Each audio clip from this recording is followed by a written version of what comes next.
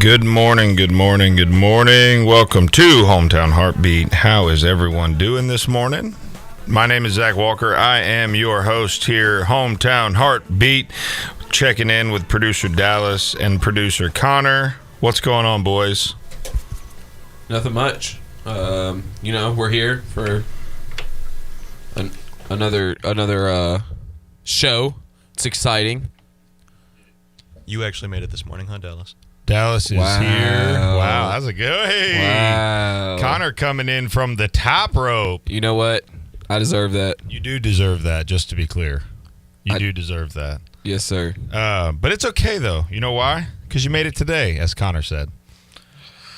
We take things one day at a time here at Hometown Heartbeat. Connor has found his... You know what happened? Let me tell you what happened, Dallas. Here's what happened. Connor found his voice. Connor took that alpha Connor dog found role. his voice yesterday. And what was funny was throughout the day, I got texts and comments about how great of a job Connor did. And so I've been just encouraging it all afternoon yesterday and just, Connor found his voice. So, you played basketball at a pretty high level, right? I mean, at least JV. So, I mean, that sometimes when other people's opportunity arises and they step up, that they take that starting spot. That's fair. You know how that rolls. That's fair. That's fair. But what that means for me, fortunately, is now there's three voices that can be good and loud and heard on here, because contrary to popular belief, I don't just want to hear myself talk. Now, there are times that all I want to do is hear myself talk, but I talk loud enough that that's not a problem. Typically, I can cut right through the noise. Yeah, we're probably not going to be screaming over you or anything. Right through the noise. So what's first of all, I got to sleep last night for a little while. It was I'm talking about I was out at like 6:45 on my couch just getting it. And my wife like came in and was like, you just want to go get in the bed? And I'm like, oh no, I'm awake. And I'm like playing with my son, 7 o'clock.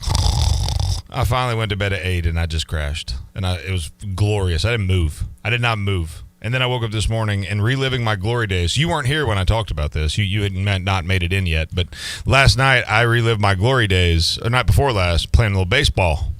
Right? Old man baseball. It was a bad idea. How'd it go? I mean, I struck 10 out in 5 innings, so I mean, I was dealing. You were pitching. I mean, Big Daddy was throwing the cheese, but it was hard to get out of bed this morning. Oh, you were feeling physically. it. Yeah, you physically. were feeling it. Yeah, no, there are muscles I didn't even remember that I had that I can feel today. That I now know that I have them. You know what I'm saying? Yes, but at the same time, no. Okay. Well, that was a good story. Thank you for that, Dallas. Connor, where were you with a good one there? I needed you to come off the top rope again. I'm looking for headlines. I'm trying to carry the later part of the show. Oh, he's trying to carry the part that matters. Look at him. Ahead. He's swinging. He's just swinging it all over the place. Just right there, right in your face and all that. Man, whew. A nice lady called in at like 4:44 this morning. That would be 4:44, and I guess the Red Eye Radio was still on. And she was like, "Are you taking call-ins?" And I was like, "Ma'am, I don't think you've called the right place. They're not actually reproducing that show here. That's a syndicated show." It's like, but you can call us back at 5. So hopefully she's still listening. Very perky lady. Very perky. Way too perky for 4:44 in the morning. But we need a little of that energy this morning. So if you've got something to say, we want to hear you. 678 on radio or 1-866-494-WVNN is our phone number. The Hometown Heartbeat is the website. That would be thehometownheartbeat.com. You should go there because that's how you listen to our podcast. That's how you see us live. We are live. Are we live, Connor? We should be. We should be sure live. Hope we are. Our live producer says maybe we are live. Cool.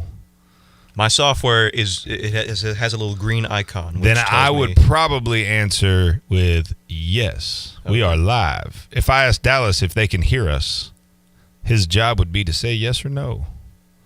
I want my live producer to tell me yes, we are live. I'm a tough guy to work for. You know what? Let me tell you. Let me back up. I'm a tough guy to volunteer for. I'm kidding. I'm pulling it up, Connor, and wait for it. Boom. We're live.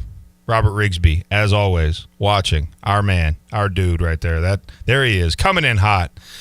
So Robert has been, he's like the number one fan of this show from day one. He actually thinks I should run for president. What do you think about that, Dallas? I think it would be, yeah. I mean, that'd be interesting. I'd like to see the debates. Oh, yeah. What if I could debate Biden? Or like put you against like a AOC or something. What if just think about it. Everybody close your eyes. And what if I could debate Sleepy Joe Biden? That would be fantastic. Like, it wouldn't get better than that. Of course, I probably would lose lots and lots and lots of friends out of the deal, but I can live with that. To debate Joe Biden? Are you kidding me? Anyways, sorry. Robert, maybe next year. Or the next 4 years, whatever. James Sanders joining us this morning. James, how are you, buddy? Listen, we've got a lot to talk about today. We've got a Hampton Inn employee, clearly a racist. We've got 40,000 new coronavirus cases a day. And since Dale's not here to scare everybody, I got to fill in. And then, oh, man, there's just so much subversion in the world. You got China. Hey, for those of you that want to know what it'll look like if you keep down this path, go look at the law China just passed. We'll talk about that a little bit. They'll kill you if you dissent. hang you. How you like that? How you like that, Dallas? If you don't agree with what I have to say and you say it out loud, you'll get shot. What's the story there? They just passed a new law. Just if you like political dissenters? Yes. Wow. The law, those who are commenting on it say it will literally crush political dissent. As if there wasn't any in China to begin with. Correct. It's pretty crazy.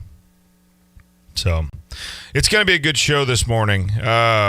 We are fired up. Our wood is not wet.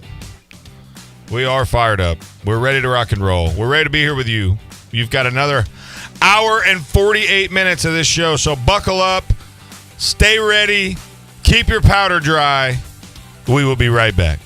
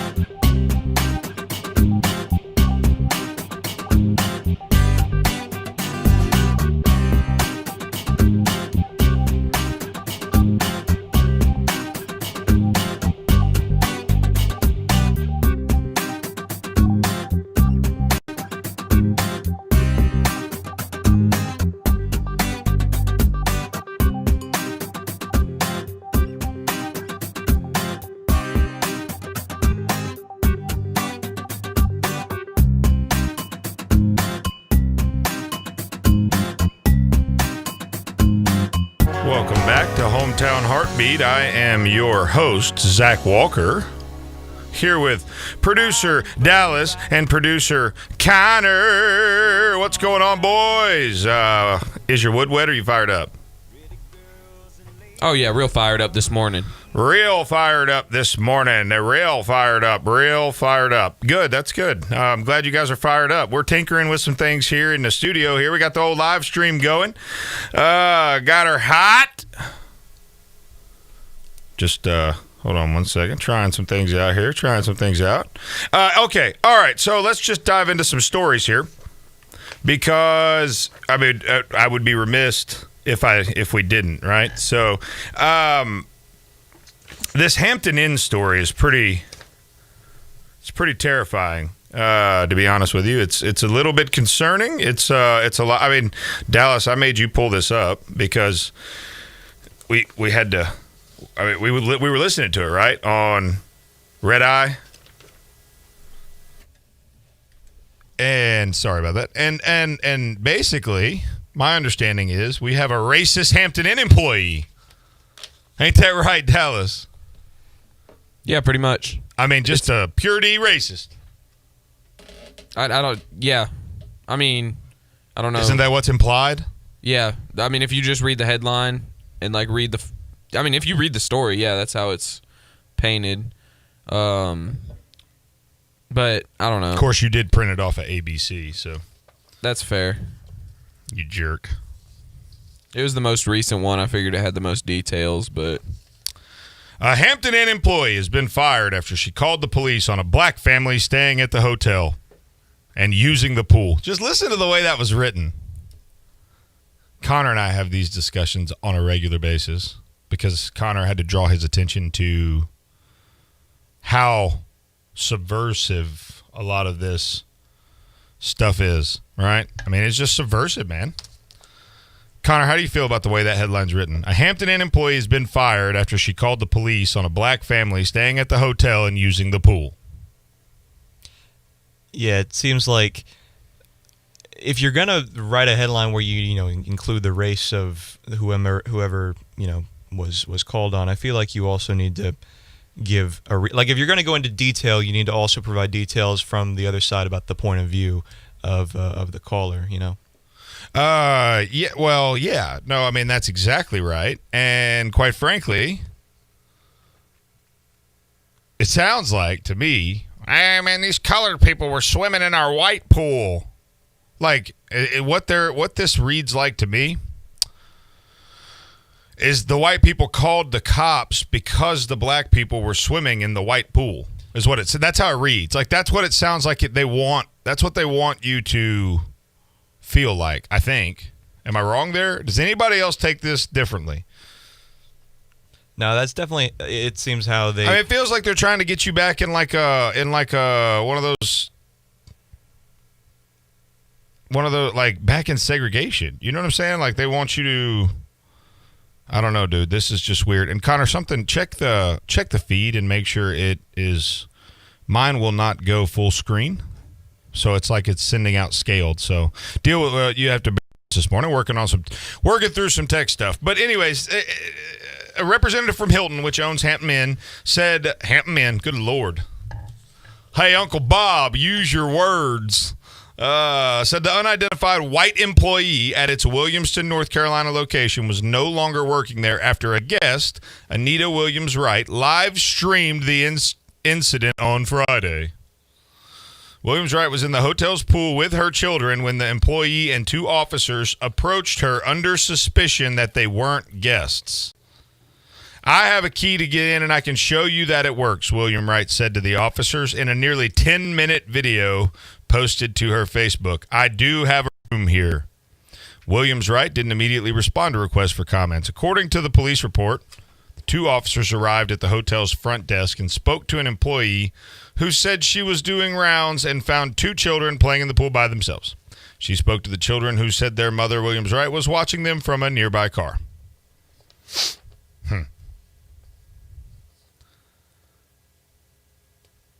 She said to me, oh, here it is. Here's the meat. Are you ready, Dallas? Get your steak knife out. Here's the meat. Do you eat A1 on it? Do you need some sauce or? Nah. No, you don't want to ruin it, right? If you cook it Right. right, you don't need anything. That's right. Amen. I'm so happy that Connor's found his voice. Well, I am an Let me tell you anti-A1 something. enthusiast. Let me tell you something, Connor. You just make my heart happy. You know it. You really do. He's just a little caterpillar when I met him, and now he's just full blown butterfly. Full blown. Showing them wings off. Showing them off. Connor, golly, it's good. My wife looked at me last night and goes, I really enjoyed Connor. She goes, no disrespect to Dallas, but Connor killed it. I was like, yeah, babe. Like, he's one of the smartest kids. And what do I say? And in fact, I think it's on his bio. Connor's the smartest guy in any room he walks into. And I'm in a room by myself. I was right now. just about to say that. We got to get your camera hooked up in there. We got to show the people the broadcast closet. Maybe we'll do that in the next break. Anyways, here's the meat of it. See, that's how ADD works. For those of you that are like, ADD's a fake, ADD's fake, ADD's fake, I promise you it is not. I was about to get to the punchline. I was about to land the plane. I was about to do the very thing that I make fun of people on this show for not doing well, and then I took a hard left. I can't help it. I'm proud of Connor, okay? She said to me, quote, here it is, "Oh, because it's always people like you using the pool unauthorized." She said, "Who are people like me?" Okay, before we go any further. What is that statement racist inherently? Yay or nay? Let's take a vote. It's people like you. And by the way, that is not, like, I also want to be consistent. That is not a misquote. That's not, like, that's what they said because it was live streamed. So this is a direct quote. So the white lady said to the black lady, "It's always people like you using the pool unauthorized." Is that statement racist? Yay or nay? Let's take a vote. I feel like you'd have to listen to how she said it. Like, if, I don't know. What? Explain that. Take that a little deeper. Like the tone or like her facial expression while she's saying that probably tells you a lot about the actual quote and what she said. Take that further. I don't understand what you're saying. I feel like that could have racial undertone. Okay, what is a racial undertone? And for those of you listening, this is called Wrestling with Generation Z. That's what we're going to call this segment. What is a racial undertone, Dallas? Like she that could have been, she could have meant that as something to be racist. Like, how? I mean, what people is like racism? you, that's kind What of, is racism? I mean, I don't. People like you. That's grouping somebody by that could be grouping somebody by It how could they be, look. but there is. That's what I'm but saying. but there's no race in it. She didn't say it's black people like you or yellow people or green people. She said people like you. What if she meant people with T-shirts on? What if she meant people? What if it was socioeconomic? What if it had nothing to do with race? And the point in me calling you out on this is not to beat you up by any stretch. I want to illustrate the issues that we deal with right now. Like, you have been raised in a generation where you felt like, well, maybe there's racial undertones there. Like, there is no now, could there be? Sure, absolutely. And way back in the day, maybe that's what it meant. I mean, I didn't live through segregation. I didn't live through any of that. But people like you it's not inherently racist. It could mean tall people, short people, white people, black people, yellow people. It could mean T-shirt wearing people. It could mean poor people. It could mean rich people. It could mean, yes, it is a segregating term, meaning it's going to segregate you into a group like you. Absolutely. But segregation happens all the time. We get segregated by our race. We get segregated, we don't get segregated. Sorry. We get segregated by our sex all the time, right? Like, men are segregated to the men's restroom, except for at Target where you can just go wherever you want. But, like, we get segregated all the time. So being this is a slippery slope, and I'm putting myself on a limb here. I will receive emails, by the way. I'm sure. Connor, don't forget, we need to set up a Hometown Heartbeat email address. We need to throw that up today so we have a place for people to reach us. I've been asked for that 3 or 4 times. Place for hate mail to land. Yep, exactly, because it's not coming to my inbox. But I don't know, man. I just feel like that. Connor, what are your thoughts on this here? I mean, you just, Dallas just got a taste of what you've been dealing with for the last, 3 months. But so, I don't want to put you on the spot, but you're on the spot. Well, without context, it's hard for me. I don't want to jump to conclusions or anything. I think that if she did truly mean that it is black people that are causing these problems, well, absolutely, that's a racist statement. But I also believe that that's not inherent to what she was saying. But I do think that it's one of only a couple of options. So I really don't, I get that you're kind of being facetious, but I don't think that, T-shirt wearing people, that would be a generalization. I think that it's either race or socioeconomic status. I feel like those are the only things that you would condescendingly refer to somebody as a group as causing problems, I don't disagree. And just to be very clear on where I stand on this, I didn't say it was okay. Yeah. I'm not saying this is okay. I'm just saying it is.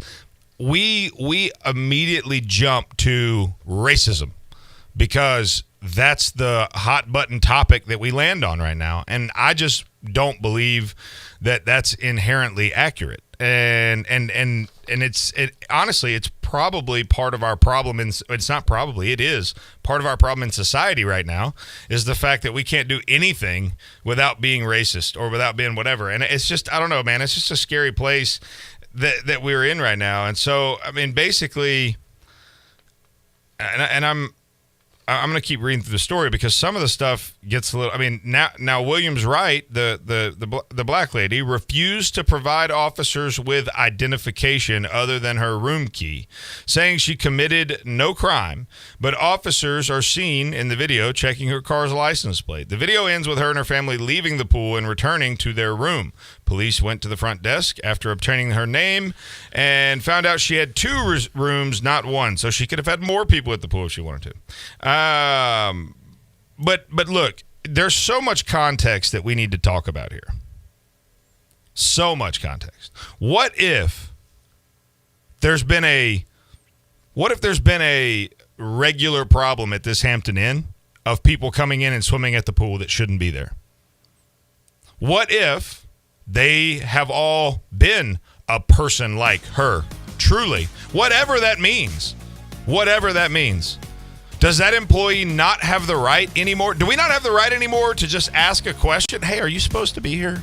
I'm sorry, I don't know you. I've not seen you. I'm new on shift. There's so many things we need to talk about here. You're listening to Hometown Heartbeat on WVNN, thehometownheartbeat.com, thehometownheartbeat.com. We will be right back.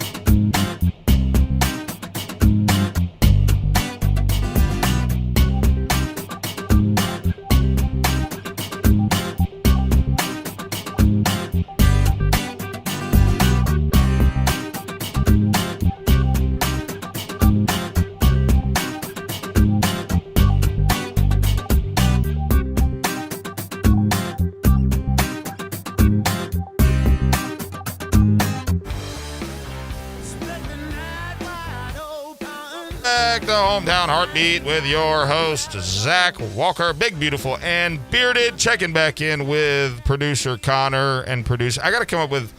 So Connor's producer Connor. He's been producer Connor forever. So what are we gonna call? What are we gonna call Dallas, Connor? I don't know. Producer Dallas seems to work. But that can't be. You think we can't occupy the same prefix? I don't. Do you hear this? The intelligence he just likes to throw it at me like, hey, I'm smarter than you. He used big words. Like there were 2 syllables in one of those words. Connor, what'd you get on your ACT? I don't know that I want to say that on the air. Why? I don't know. It's just kind of, I don't know.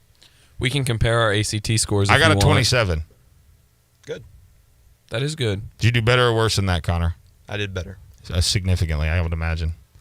And just for those of you that don't know what that means, like Dallas, you should see Dallas's face. And if you'd like to see his face, you can do so by going to thehometownheartbeat.com.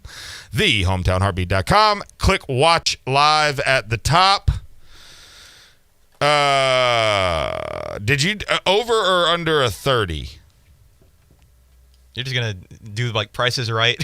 Yeah, that's right. Well, I don't understand what are you ashamed of? Right. I'm not ashamed of anything. I don't know. It's just I don't like being smart. I don't know. I just don't like touting it around. You're not touting it. I ask you about it. Well, all right. Above a 30, I'll tell you that. Oh my Lanta.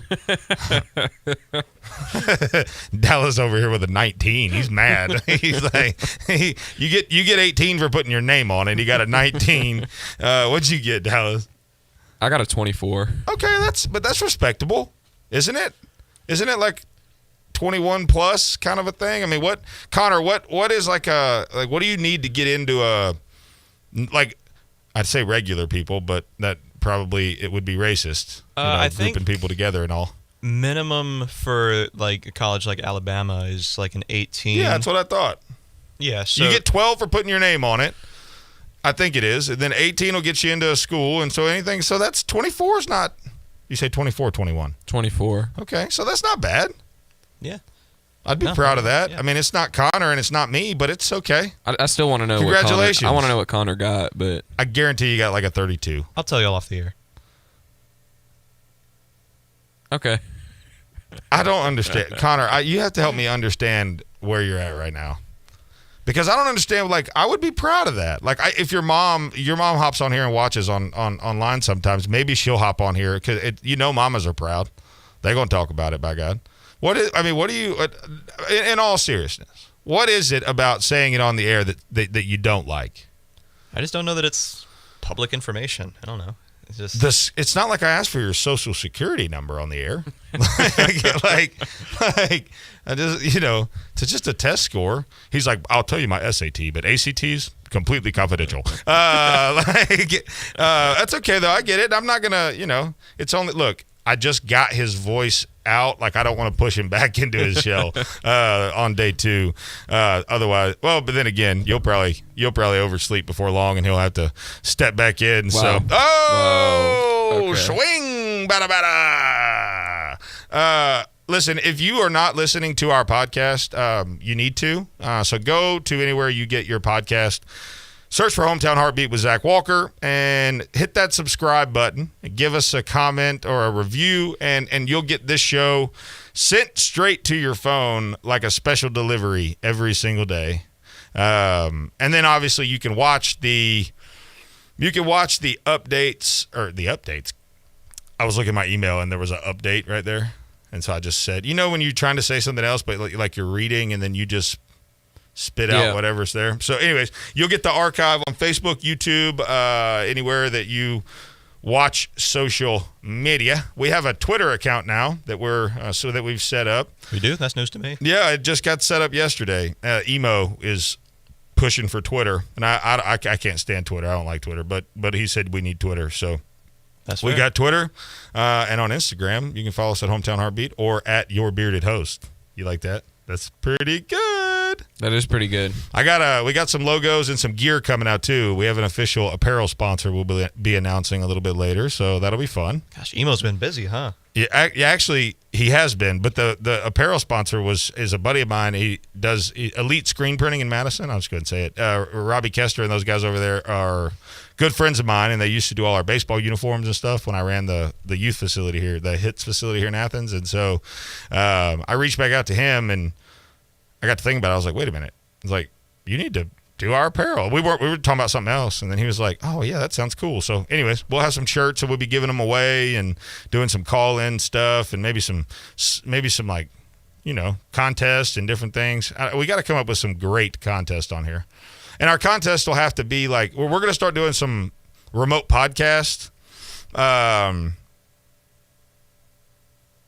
We have a comment here that I don't understand on one of our things. But Glenn Byram, good morning, buddy. Good morning. Thank you for joining us. Glenn, if you don't subscribe to the podcast, you're wrong. You should subscribe. But no, we're going to go do some live.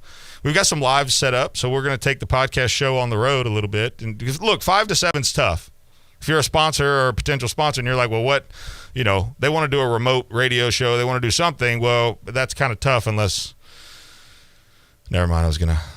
But we can do. There are a lot of things we can do with our podcast. So we will come and set up the podcast booth and bring the show on the road, for lack of a better term. So, anyways, this China story is pretty scary,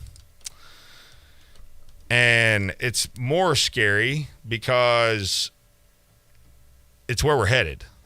Now, is that an overstatement? Is that maybe a little bit dramatic? Maybe. Okay, yes, it is. It's totally dramatic. We're never going to be red communist China. I'll never say no.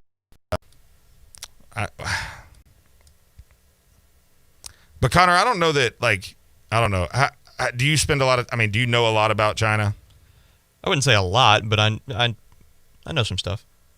He knows some stuff. He knows he got over a 30. It is set to criminalize secession, subversion, and collusion with foreign forces, but will also effectively curtail all protest and freedom of speech.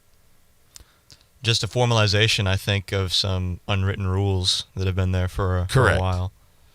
And then what do you say are the if you're found guilty and convicted? Well, not that they're really courts, but what is the what's the punishment? They pull each one of your fingernails out with a pair of pliers, and then shock you, waterboard you, and then shoot you in the street.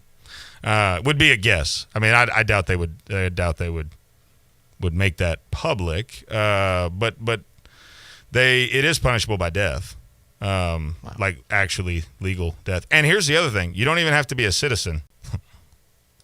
So just anybody that walks If in. you're passing through Hong Kong and decide you want to pick up a BLM poster and, just strut your little tail down to Hong Kong Street, you gone. Wait, so does this law, does it apply in Hong Kong too? Yes, I think so. Wow. See, I know. Have you been keeping up with that whole situation, China versus Hong Kong? No. Oh, wait a minute. I do know what you're talking about. One. So this is saying, so basically the law is undermining the Hong Kong autonomy, right? And so that's the whole point of this. Oh, so it's Hong Kong only. Okay, so that makes more sense. Yeah. So that's a huge kick in the teeth to what they're trying to do. Yeah. Yeah, no, it is. And the reality is, I mean, so the beauty of what we have here in America is the freedom to express ourselves however we feel appropriate, as long as we're not making terroristic threats or harming people or whatever. Like, there are limits to our freedom, certainly, and there should be. I mean, if I'm being honest, there should be at some level, because and not limiting freedom. I'm a freedom guy. Like, I find myself probably leaning more libertarian than I do Republican. If I had to say like a party name, I hate party politics, so I'm a conservative that loves individual liberty and a small central government, because I believe the way that we were set up was to allow the states to do their thing and represent their people and let their people be heard in their state, and then the federal government exists to do what it does at a higher level, just making sure that states aren't way out of line, right? And so reality is what's happened over 8 years of Obama was the government became gigantic,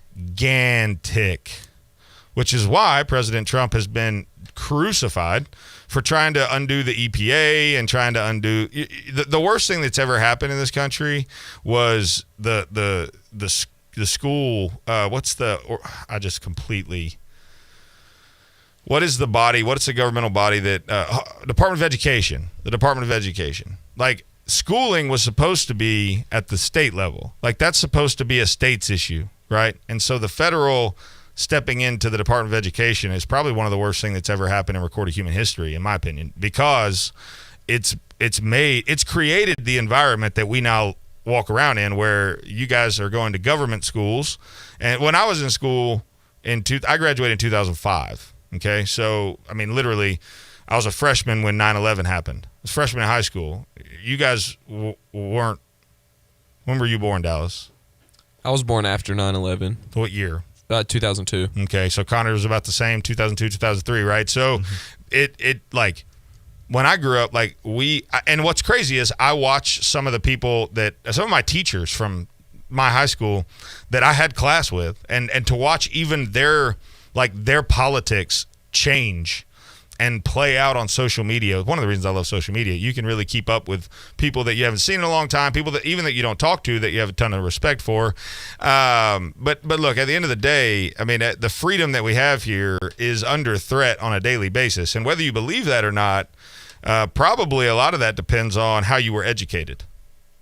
Because education becomes indoctrination very quickly and very easily. And unfortunately, I think that's what we're dealing with in a lot of cases. And Hong Kong is I mean, this China situation is no where we're headed in some form or fashion, be it smaller, grand, or whatever, if we're not careful. But you're listening to Hometown Heartbeat here on WVNN. My name is Zach Walker. I am your big, beautiful, bearded host. I'm here with Dallas and producer Connor, and we will be back. In the meantime, check us out, thehometownheartbeat.com, thehometownheartbeat.com.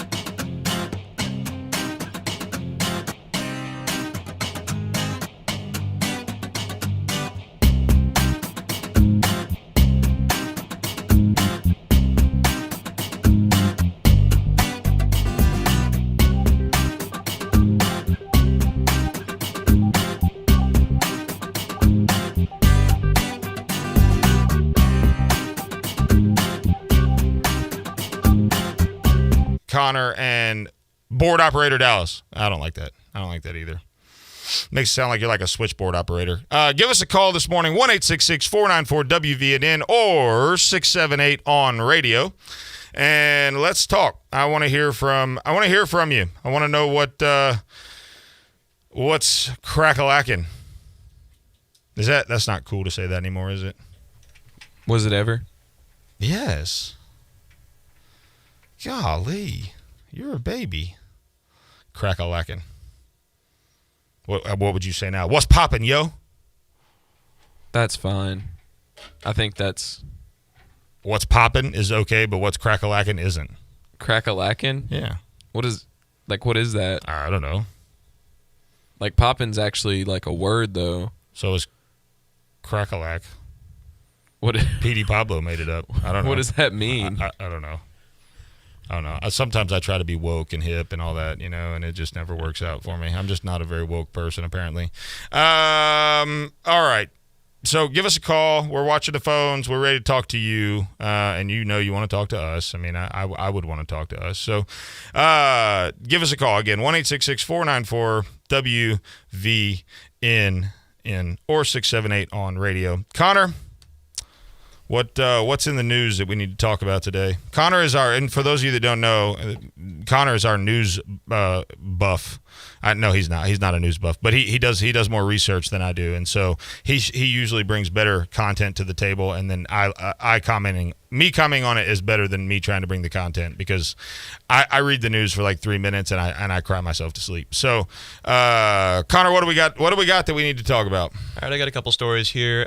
We've been following this story for a little while, but the governor of Mississippi has just signed off on a resolution to change their state flag, which of course includes the Confederate battle symbol. Yeah, I've seen a lot of stuff on this, and then I heard Rich from Huntsville called into Dale's show and talked about it before Dale went out, and I want to comment on it, but we've got John from Elkmont on line one, so let's go to John first. John, bring it, big dog. What you got for me? Well, I've heard a lot of things about the radicals don't believe in our Constitution. I found in documents that a bunch of slave owners created the United States. And but John, before you go further, I want to make sure I clarify what you just said. Are you saying that slave owners prepared those documents, or you're saying that's what the radical would have you believe? I'm saying that's what the radicals want us to believe. Okay, that's perfect. I just wanted to clarify that so that it was super clear for people listening.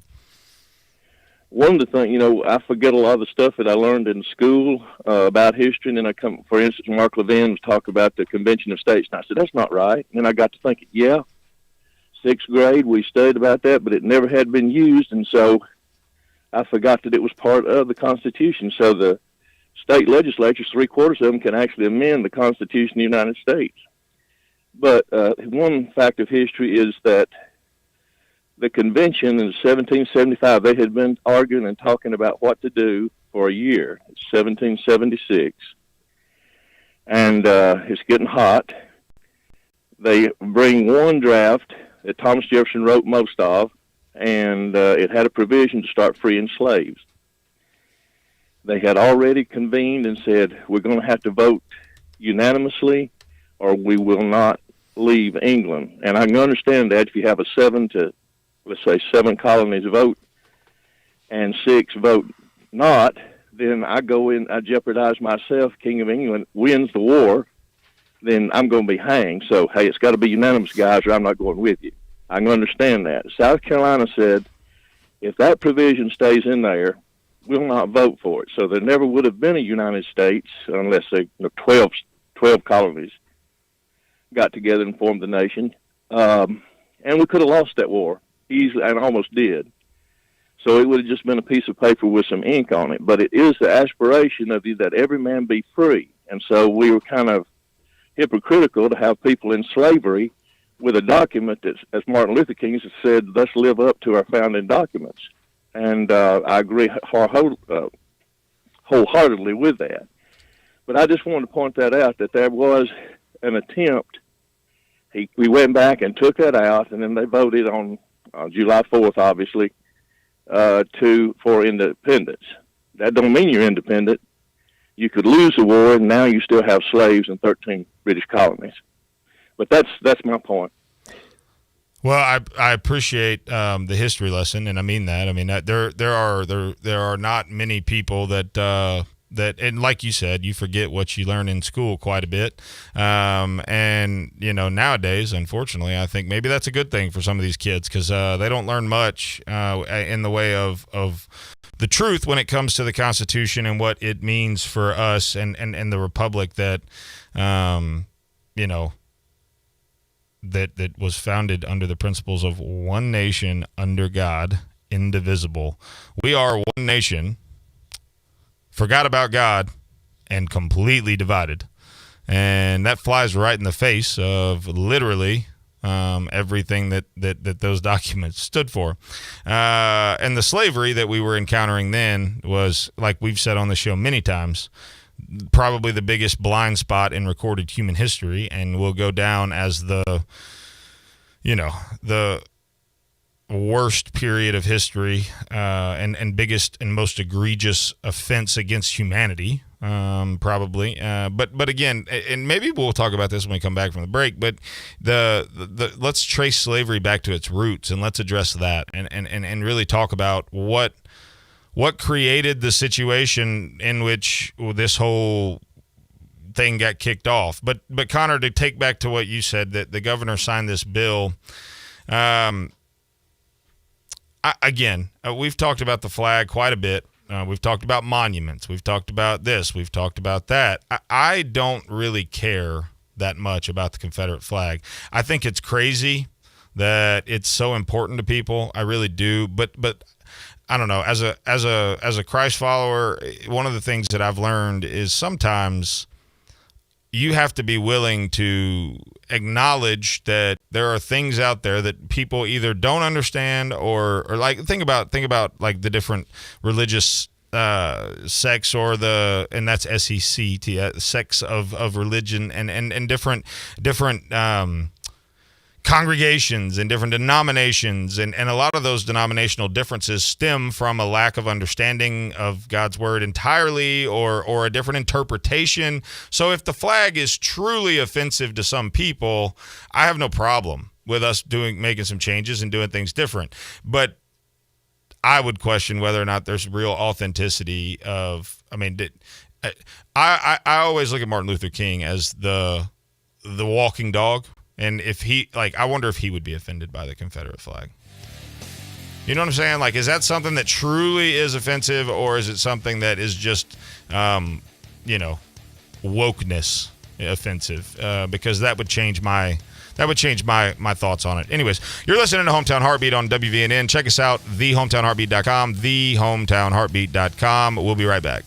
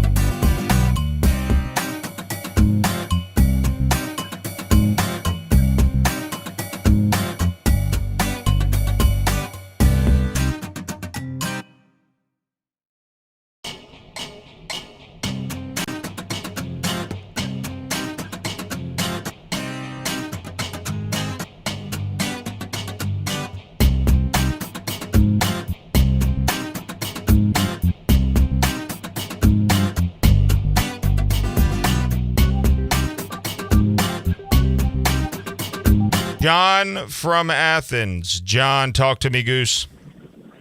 Hey, bud. Thought I'd let you know.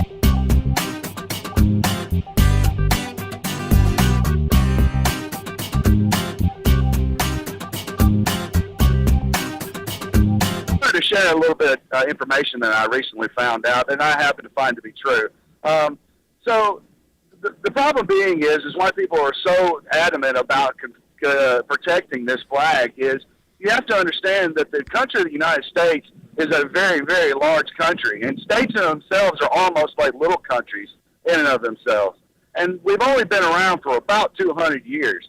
So there's very, very little actual cultural heritage that the modern day Southerner can actually hold on to that is 100% Southern. So I personally believe that the battle flag, I mean, it has changed over time. The meaning of it has changed. Similar to the way that the rainbow now means two different things to two very different people. But like I said, there's not much else in cultural history that is 100% Southern that these people can hold on to. I do think it's really funny, though. I see a lot of people flying around Trump flags and the Confederate battle flag at the same time, and I do believe that's a bit of a conflict of interest. Yeah, and I'll say this, John. The Southern heritage, as you call it, is something that we need to be careful with. I think that the concept of Southern heritage to a lot, and it's not guys like you and I, John.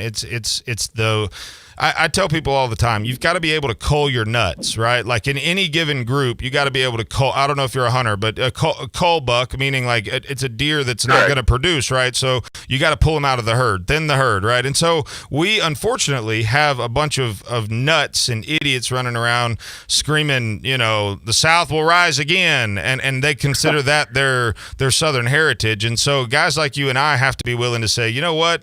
If the battle flag is offensive to people, truly. Now, again, if you heard me question. I mean, I did question whether or not they truly find it offensive, and I do, because I don't know if that's accurate or if it's just. I can agree, but I also at the same time I can't say. No, I can't, and that's the hard part of it, and that's why I'm not concerned about. I mean, look, if they want to change the flag, it doesn't bother. I can honestly tell you, I don't think I own a Confederate flag. I don't own anything. I mean, because it's not something that. I mean, I signed up to defend the American flag, and that's the only one that, you know what I'm saying? Like, that's the only one that matters to me. And honestly, my citizenship, I think as Christians, we have to be careful too, because a lot of times we put more stock in our citizenship of this nation than we do our citizenship of the kingdom. And you can't be a full-blown citizen of both. You know what I'm saying? Like, and so in the moment, 6 years ago when I got saved, like my citizenship changed to my allegiance to a citizenry shifted from that of the United States of America to the kingdom of heaven. And honestly, like from that perspective, I would find it very difficult to try to defend a flag if it offends one person. Like Jesus would likely just allow that to roll on. You know what I'm saying? Like if they tell me they're going to take away my Bible or they're going to take away my ability to go to church or assemble, like, well, those are fighting words, right? But this flag is just not anything that it just doesn't get. I don't know. It doesn't do that for me. But I appreciate your call, John. Thanks, sir. We got Tiffany on line 3. Tiffany, talk to me. Hey, Zach, how are you this morning? I'm very well. How are you, ma'am? Not too bad. So, I'm a black woman, and I'm like you. I don't really do party politics. I definitely lean conservative, but I'll be honest with you. I'm not. I can't go with your statement that you don't think the Confederate flag would offend people. Oh, well, hold on a second, Tiffany. Hold on a second. I don't want to be misunderstood or misheard, and if that's the way that came across, my statement was along the lines of, if the battle flag is offensive to just one person, then we need to. I have my stance has been from day one. I have no issue with making those changes because what John just said was, he said, well, that's our Southern heritage. And I think my exact statement was, we've got to be careful with our Southern heritage because there's a lot of hate and bad decisions and just bad acts committed in Southern heritage that is inherently a symbol of our reckless past as Southerners. And so what I meant to say was there are a lot of young people that are not offended in the least by the battle flag because, quite frankly, the only thing they know is what they've listened to on CNN, and so they're offended because they're told they need to be. And to that end, my statement was, I don't know if I truly believe that the motives behind being offended are as pure as they would sound. But from your perspective, where you're at, what it sounds like I'm hearing is a very educated and a very smart woman saying, hey, I really do think this is offensive to people, to which I would say, tear it down. Like, let's change that, because I just told John while you were calling in, I don't know if you heard the very end of our talk, but, as a Christian, my citizenship in the United States is far less important than my citizenship in the kingdom of heaven. And my allegiance, the moment I accepted Christ, immediately shifted, and the USA became secondary in my citizenship list, if that makes sense. And so from that perspective, if even one person is offended, I've got no problem with us making arrangements to not offend those people, because they matter too. Yeah, I kind of guess, and I'm not trying to be a certain way, disagree with, I think, both ends of that. So, I didn't realize what the flag meant other than slavery until I moved here, and I talked to a lot of, my white counterparts. I'm also a Christ follower, and agree wholeheartedly with our first citizenship and allegiance is to Christ and is in heaven. However, I didn't realize that there were, my great-grandfather fought in the, Confederate War and passed this down, and I'm a third-generation son of blah, blah, blah. Okay, I'm like, okay, that makes me see that a little bit differently. You're actually kind of talking about family history and family heritage. I saw the flag a little bit differently when, people said that, but at the same time, white individuals whom I love, and I don't mean that in any sort of racist way, are not the only people with a Southern heritage. Absolutely. There are a lot of black people that have a Southern, I have a Southern heritage, and it doesn't look like that Southern heritage. And so I'm actually not for tearing down every single monument. I think we really toe a dangerous line. Absolutely. When somebody's outrage dictates our behavior, right? That's the mob rule is beauty a of dangerous thing. But I do think it's reasonable to acknowledge that there is, legitimate offense in what appears to be heralding something that is,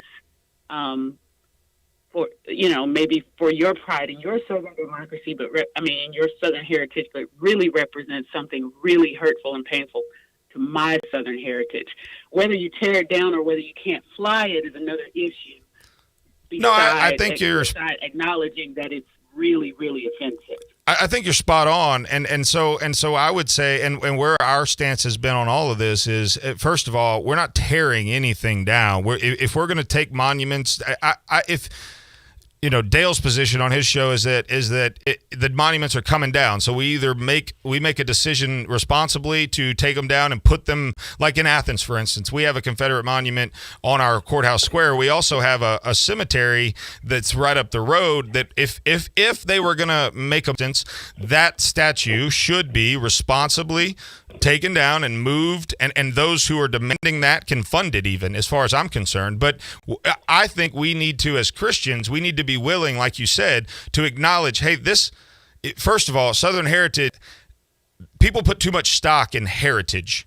Your heritage is Christ, if you believe in that, right? And so all this pride over, well, I'm a Southerner and I'm this. Well, for a lot of people, that's a painful past. Like, that's not something that there's a ton of pride that should be in necessarily. That being said, my family grew up, we picked cotton. Like, my great grandmother worked the fields with black people, white people, yellow people, green people, it didn't matter. We were all poor, and we all picked cotton, and we all worked in the fields. And I grew up with black men and women in my life that my great grandmother worked the fields with back. I mean, in the middle of the Great Depression, 30 minutes from here, my great grandmother lived in a tent with 8 children, and they picked cotton. Like, that's what they did. And so I couldn't agree with, I couldn't agree more with what you're saying. I just think that the dangerous part for us, tear down history. History represents and serves a very important purpose in us making sure that it doesn't happen again.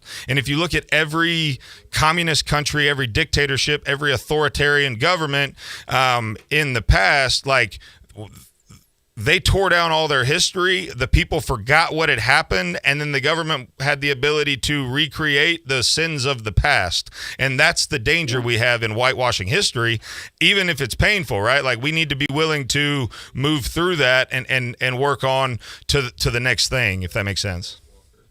Yeah, no, I totally agree. I don't think we should tear it down. It happened. I just think, how we represent those things and there is even, danger in trying to recast in, 2020, a different time, a different era, but than was actually present at that time. I Absolutely. mean, context is very important. Doesn't change wrong. Wrong is still wrong. And the reason we don't have slavery is because somebody recognized even in that context that it was wrong, right? No, so, absolutely. I mean, I just think there is real offense. Now, there is some of what you say, that there's just like this glorification in being mad. You got to be woke. But there is also, there's also that really does hurt a large segment of people, particularly, I'm middle age, right around 40, but my parents' generation, that's a thing, and that's a real place of pain. And it's offensive to me. My kids hear about it, and I think their anger is. I'm not sure, how much they've grown into really understanding or have the education to understand it. But my parents, even me, that offense is real. Whether you tear it down, I'm not necessarily for that because it actually happened. So sure, and I'll comment on that just briefly. Thank you for calling, Tiffany. You need to call more often because I've said this 100 times. I've grown up in the majority, right? I've been a white dude my whole life. I'm 33 years old, and so having exposure to black Southern Americans that are the age of Tiffany's parents is something that I need to be willing. We all need to be willing to listen to and say, hey, you know what? If there is real offense in this, then we've got to be Christ-like in our example moving forward. We'll go to Patrick on line 4. Patrick, talk to me. What you got? Well, I have 2 points actually to make. I'm at the age of 51, so quite a bit younger than you. But I remember back in the early 1980s that when it was kind of I guess really it was the late 70s. The first time that I ever saw the Confederate battle flag was when I went to go see the movie Smokey and the Bandit. And, I kind of got the idea that whole Confederate flag and the Southern thing that was used by Burt Reed was fighting back against in other words, fighting back against, Sheriff Justice, so to speak. And that's when I really began to see shirts, iron T-shirts, and stuff like that had Confederate battle flag. Which I don't believe it had a racial tendency to offend somebody. It wasn't trying to. I'm sorry. Your phone was cutting out real bad, and we ended up losing you. But I think I understand what you're trying to say. I'd love to have you call back in and finish making your point. Let's go to Mike on line 5. Mike, what do you got for me? Well, Zach, I want to say, first of all, I come from a rich Southern history that I'm proud of, and I'm proud to be a Southerner. I'm proud to be Christian. And Mike, let me real quick, because I hear what you're saying. I want to make sure you understand. Like, I'm not there's no white guilt here. There's no, like, I'm not saying I'm ashamed and that Southern history and heritage, all history is important. All heritage is important. But my point in saying what I said was, because after I said it, I was like, man, that could be construed in a way that people are like, this guy's not proud to be, and that's not what I'm saying. What I'm saying is, 5 years ago, when my citizenship changed to the kingdom of heaven, my heritage of being Southern became less important than my citizenry in the kingdom of heaven. And I had to make the choice to say, I'm willing to sacrifice some of this heritage that doesn't really matter when it all boils down. When we stand before Jesus one day, whether you're Southern or Northern or black or white or yellow or green, none of that matters, right? And so it's not a lack of pride. History is the most important thing we have outside of Jesus, right? It's what keeps us from going down the same path. But and again, I didn't mean to interrupt you, but I just want to make sure I clarify that, because I understand how what I said earlier could be construed as, well, this guy's, he's white guilt and this and that, and that's not what it is for me. It's just it's a conscious decision to put a different heritage first, if that makes sense. It does make sense. But let me say this. I have a unique privilege of having one foot as a white American, the other foot as a Native American. We can't remove history or erase it. And if we do it to our own detriment. Absolutely. We can't know where we're going unless we know where we've first been. And if we fail to realize where we've been and how far we've come, we're doomed to repeat it again. Oh yeah, go look at Stalin. Look at Stalin. Look at Hitler. Again, you whitewash history, and you go right down that same path. And we're up against a break, so I'm going to give you the last word. But I've interrupted you twice, so we're up against a break. But go ahead and finish your thought, so I'm not a complete jerk and interrupt you the whole time. Well, I appreciate that. There's things to be proud of, and there's things that we're not so proud of. And we celebrate those that we're proud of, and we keep monuments and memorials around to remind us. And that's what's important outside of our Christianity is remembering. No, and the Bible talks about stones of remembrance, and it does, and he's not wrong at all. He's not at all, and we do have to keep history around, but we also have to be willing to acknowledge that maybe our history isn't as bright of a spot as we want it to be. And the ultimate and only thing that matters is really our citizenry in the kingdom of heaven. You're listening to Hometown Heartbeat on WVNN. I am Zach Walker. Check us out, thehometownheartbeat.com, thehometownheartbeat.com. We'll be right back.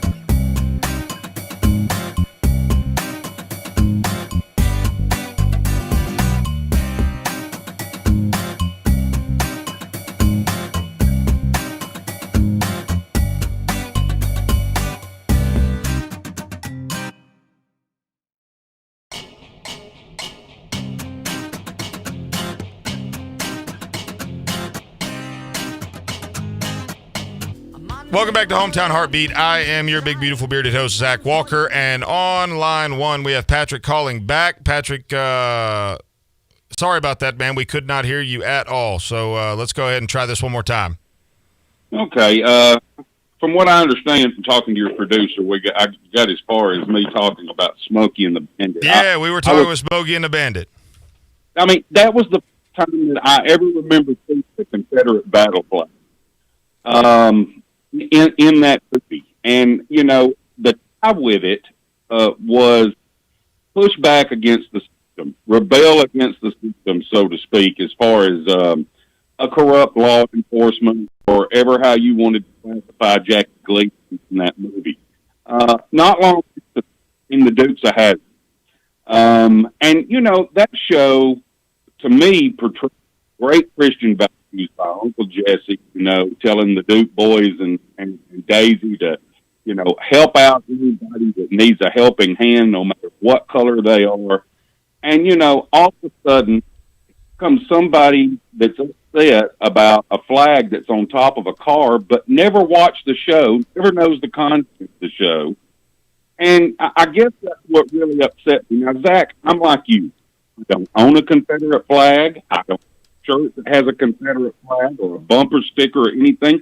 And if I never saw it in my life, I don't think that it mattered to me. But when you start painting everything with a broad brush, that's what really gets me, because I don't know if you ever watched the original show, Zach, but you know, there was nothing racist about that show. No, but again, the point is not and I hear what you're saying, I really do, but the point is not about. And thanks for calling, Patrick. I appreciate and I appreciate your perspective, but I think what we have to be careful of, like, I'm 33, and I the only Dukes of Hazzard I saw was the one with Jessica Simpson, right? I mean, like, honestly, right? It's something that is as society changes. And don't get me wrong, that's not always a good thing, and I get that. But as society changes, we have to be willing to accept that meanings may change. Now, I don't love the concept of things constantly changing and society and shifting what's right and wrong, because the right and wrong, it doesn't change. Like, the doctrine is pretty clear on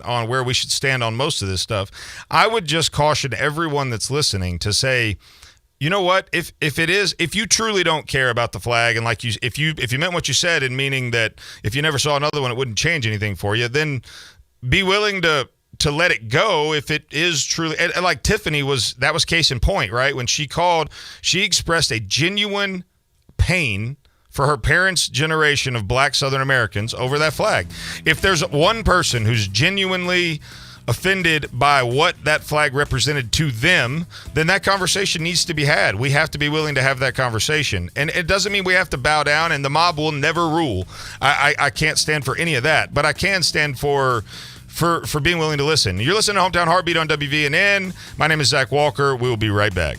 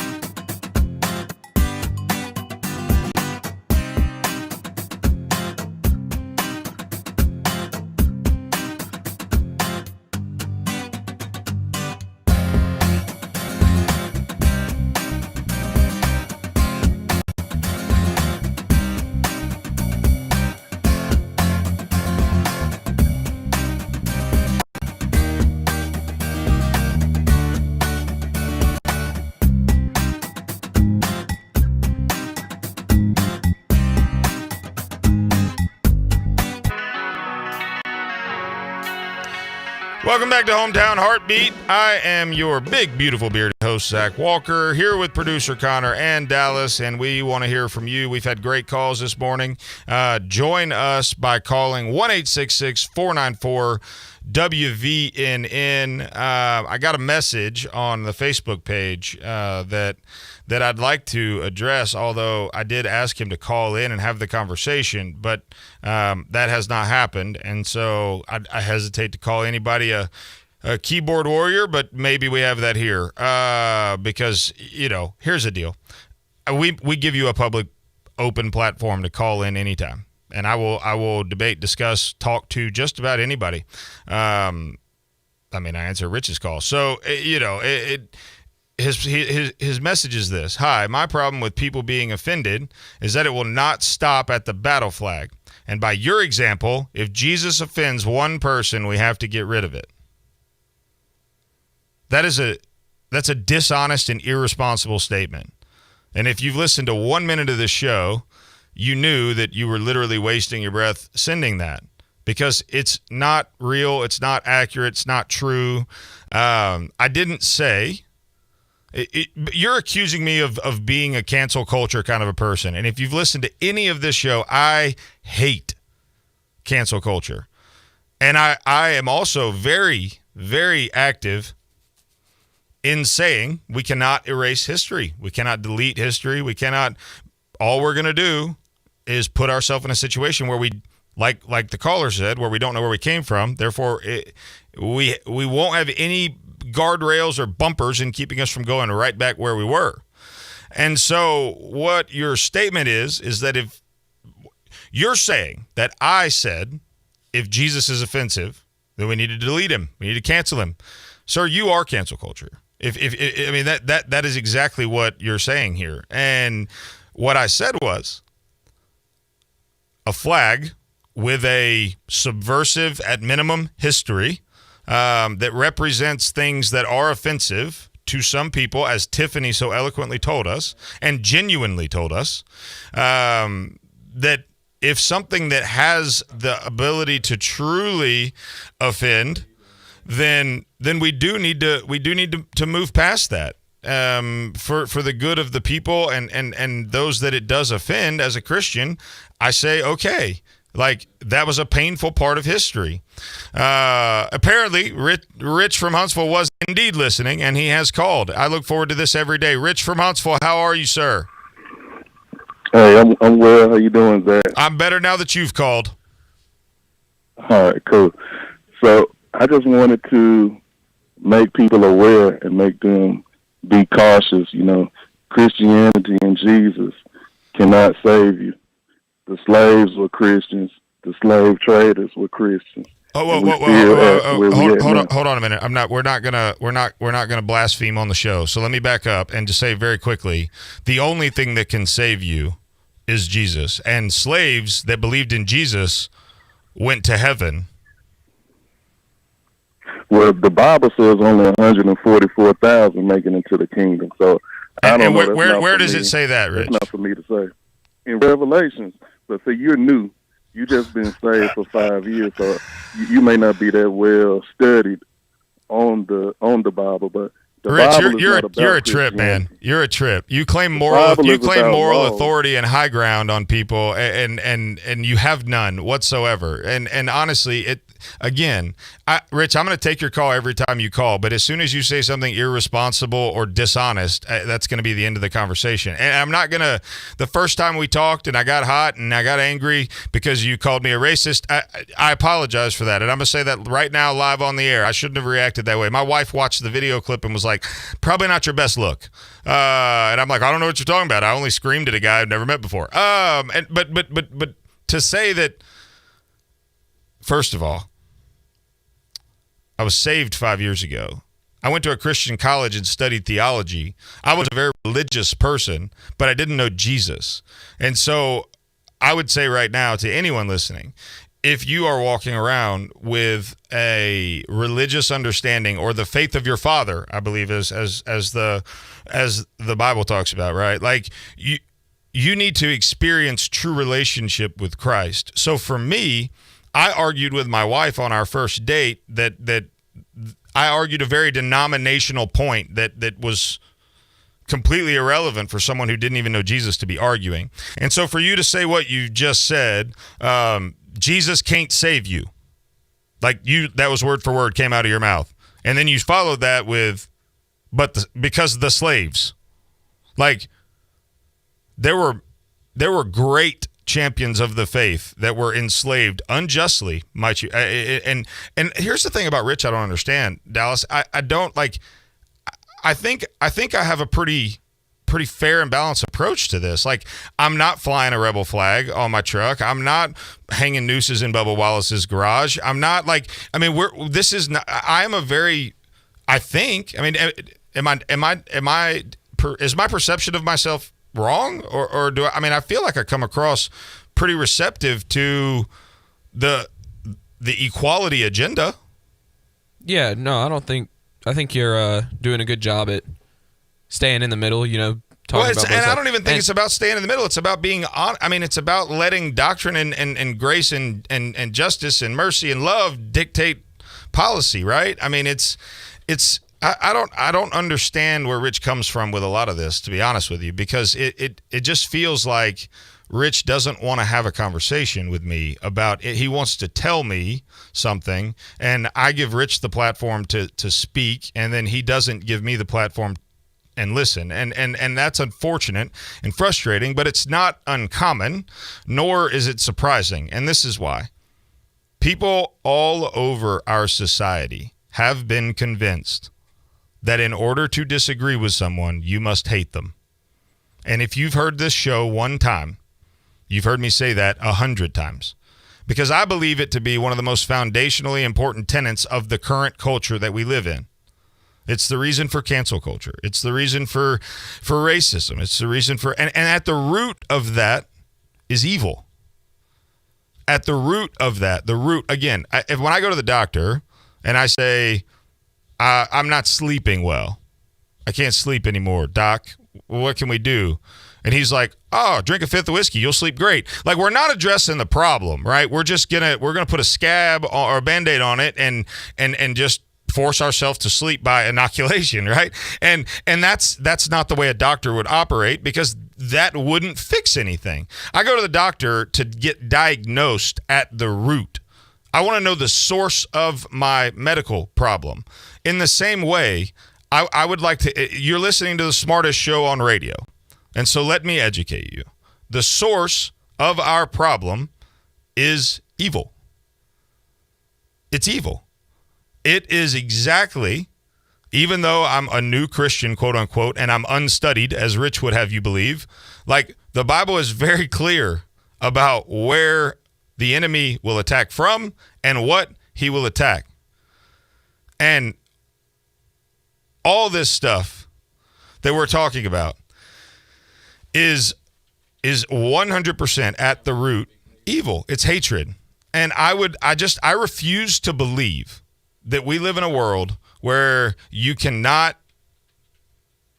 disagree with someone without hating them. I can't get into that, and I don't believe that, and I don't believe that it's an honest position for Rich to take, and I don't believe that it's accurate. Jesus is the only thing that can save you, and quite frankly, 144,000 entering the kingdom of heaven. Like, you got to look at Revelation. You know what? I'll get Sean DeMars to come on, or we'll get Jacob on here, and we'll talk about that so that we can dive into that. But at the end of the day, again, the point is the divisive nature of the human condition is evil, right?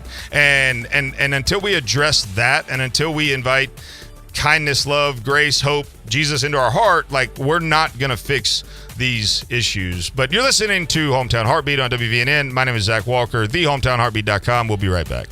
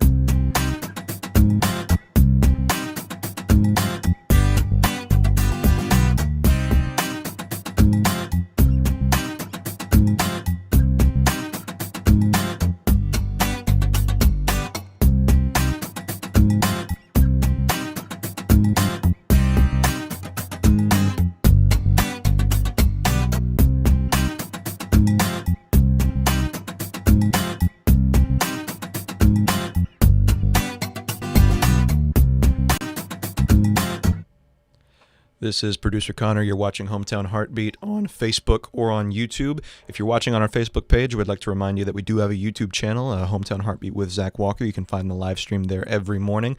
We encourage you to hop over there because we have some exclusive content headed that way pretty soon, so you're not going to want to miss out on that. Again, that's Hometown Heartbeat with Zach Walker on YouTube. Make sure to leave us a subscribe. Coming up next, after this show is over at 7, you will be able to find the Dale Jackson Show. Dale's out this week, so we'll have a guest host, but that is a very good show as well. You can also find that on WVNN. And we would like to encourage you to find our podcast on all podcast platforms. You can find us on Apple Podcasts, Spotify, or a new one, if you have an iPhone, an app that I've been getting into recently called Overcast. Really neat podcast app. It actually allows you to... It has this thing called Smart Speed. I know a lot of people, they like to speed up their podcast, so it takes a little bit less time, but they don't like how it sounds like, they're talking faster. What this app does, it actually, not to be an advertisement, but it uses artificial intelligence to trim out the silences so that it moves quicker without the speech actually being sped up. I think it's a really cool feature. Again, that's Overcast in the App Store, but again, you can find us anywhere that you get your podcasts. And as usual, we'd like to remind you that you can call into the show, 866-494-WVNN or 678 on radio, because Zach loves taking calls. I think he would do a call-in show if we let him. So that's all I'm going to say. Now back to the music.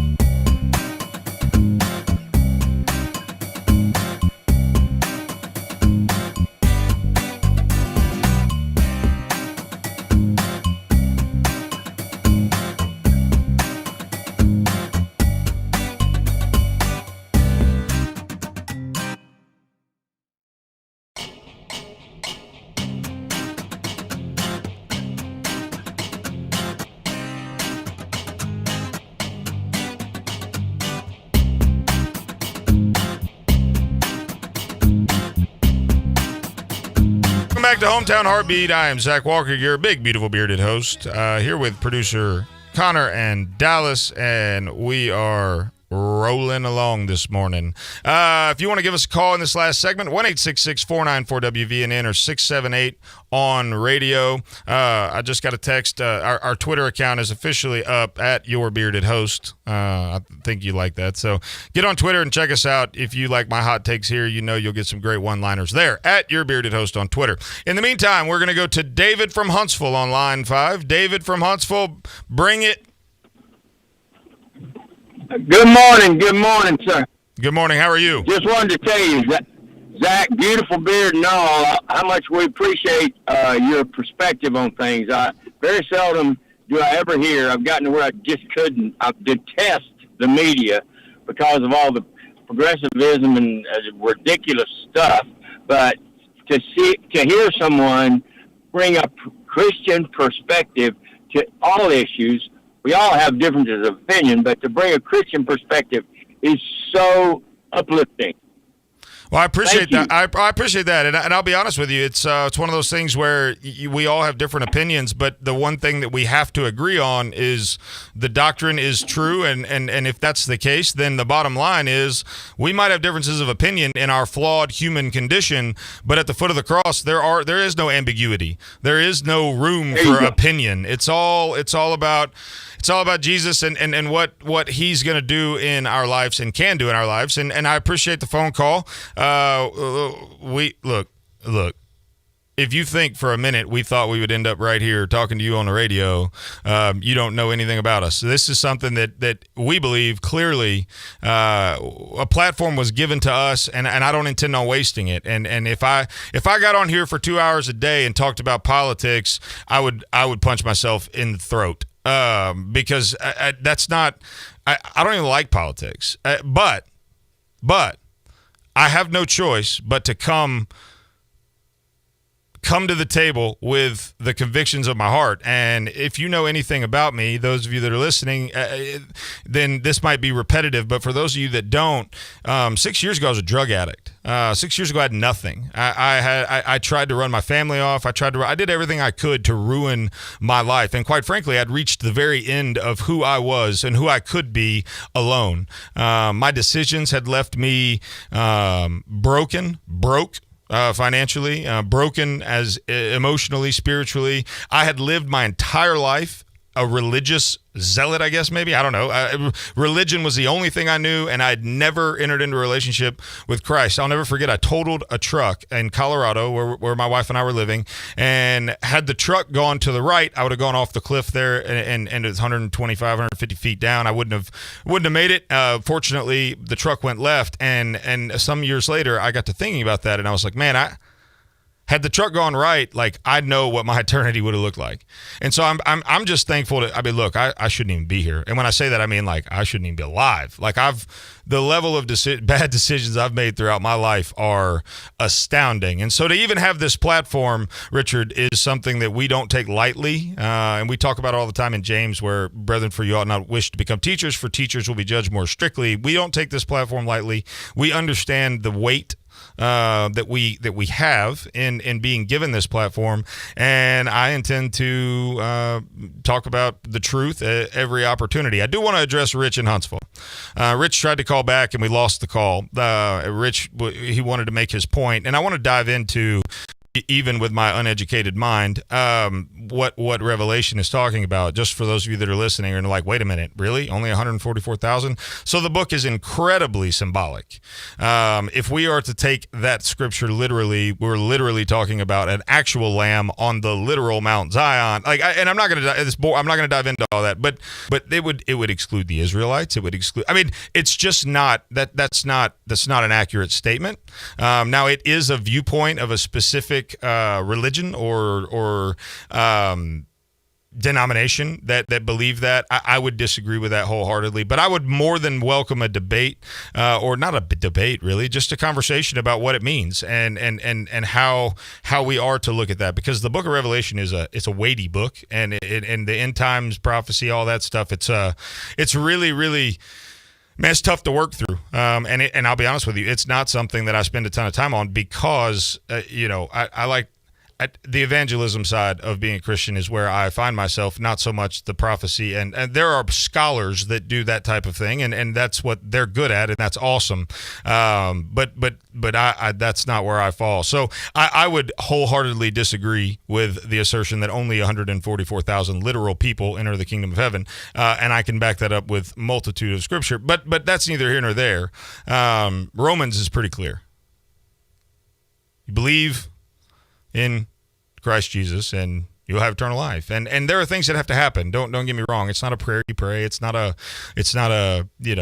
come forward while we stand and sing moment. It's a life of obedience and submission to a holy God. It's a life that resembles the steps that are required for one to walk in faith. There must be fruit in your life, but certainly. Certainly not what Rich Buntsville said. So it sounds like we've got one more caller. We'll take this, and we're going to be out of here for the day. But Bobby from Athens on line one. Bobby, come on in here. I just wanted to attest to your story. 2005 to 2008, I was in prison from a drug addiction. My second trip. And February 4th, 2006, I was baptized on the 10th floor of the Madison County Jail. Come on, Bobby. In the laundry room with cold water.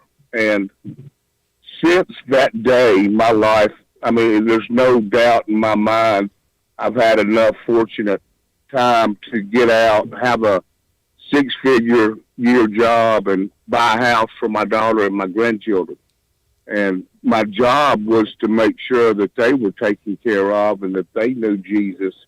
And life couldn't be better. And for somebody who should have died more than once, there's a reason I'm still here. And I think it's taking care of my grandbaby. Well, it's more than that, Bobby. It's showing your family what faith in Christ looks like, and it's showing them what a relationship with Him will do for your life. And that's an incredible story. And I'd love, man. This is what I prayed for, what I hope for on the radio. This is why I want to do this. This is why waking up at 3:30 in the morning is worth it. This is why rearranging my entire life to try to do a talk show from 5 a.m. to 7 a.m. is worth it. It's people like Bobby. I cannot tell you how awesome it is to hear stories like that, because my life is very similar. Now, I was fortunate to avoid prison. I've been to jail, but never prison. And so I just want to reiterate what he said. He said that he was lost without Christ, and Christ entered his heart. And not because of that did he get a job. Not because of that did he get a house. But in obedience and in faith, he's walking, and his life is better for it. And I would tell you this. If I die and I go 6 feet under and the worms eat me and there is no heaven and the Bible is just some storybook that some drunk dude wrote hundreds of years ago, my life is still better today than it ever was without faith in Christ. And now I wholly believe that the kingdom's coming, that he will be back to claim his rightful throne, and that day will be fantastic. But look, this is a blast. I have a great time doing this. We love you guys so much. You've been listening to Hometown Heartbeat this morning on WVNN. Check us out at thehometownheartbeat.com, thehometownheartbeat.com, on Twitter at your bearded host. We will be back with you tomorrow with a guest co-host. It's going to be a good day. Like I said, in the meantime, check us out on the internet, thehometownheartbeat.com. We love you. We'll see you tomorrow. See you later.